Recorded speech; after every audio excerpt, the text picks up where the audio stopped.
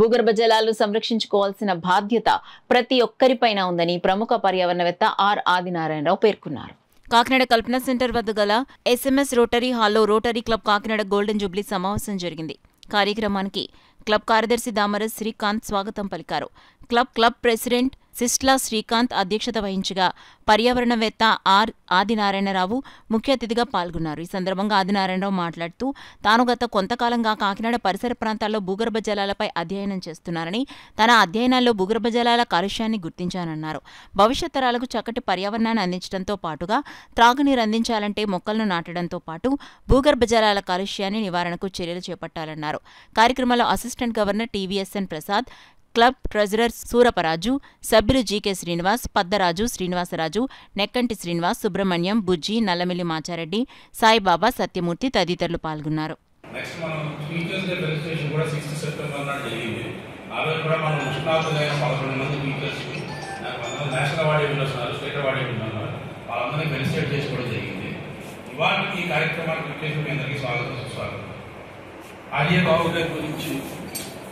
మొత్తంగా చెప్పాలంటే ఆయన ఎక్స్పీరియన్స్ అనేది చాలా ఎక్కువ, కానీ ఆయన ఇచ్చిన బయోడేటా చాలా చిన్నది, బట్ ఆయన ఎక్స్పీరియన్స్ చాలా పెద్దది. ఈయన post graduate internal combustion engineering from the institute of science Bengaluru.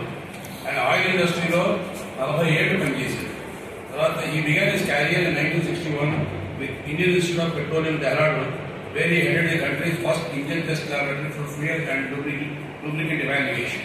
He later worked for the two public joint sector petroleum additive MNCs, Lubrizol and Chevron, at senior management and board level. But I had experience with that.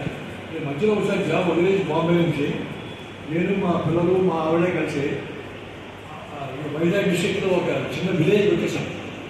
కాపన వచ్చేసి బాంబే నుంచి 3 ఏళ్ళు అక్కడ వచ్చేసాను. ఆ విల్డర్నెస్లో interesting experience at the time.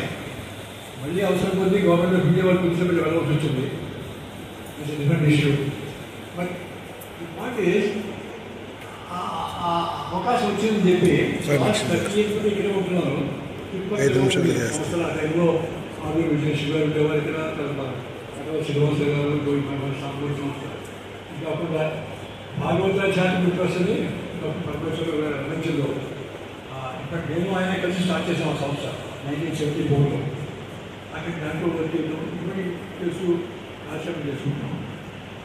దీంతో కలిగితే I develop lot of experience industry knowledge. At the same time I think these my contact with the oil industry for 2 purposes. కారణం ఏంటంటే ఒకటేంటంటే ఆ technology and application adoption for India's benefit was always with బలాన్. You will do something about it using the knowledge. With result actually నేను 94 వచ్చినప్పుడు అప్పుడు ఇంకా Reliance of sure ONGC ఇంకా రాలేదు.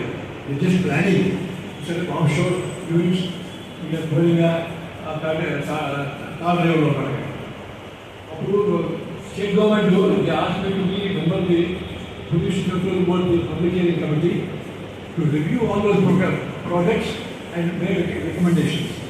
So the next 2-3 years was involved in also all these projects for which we give them permission and they're all working together.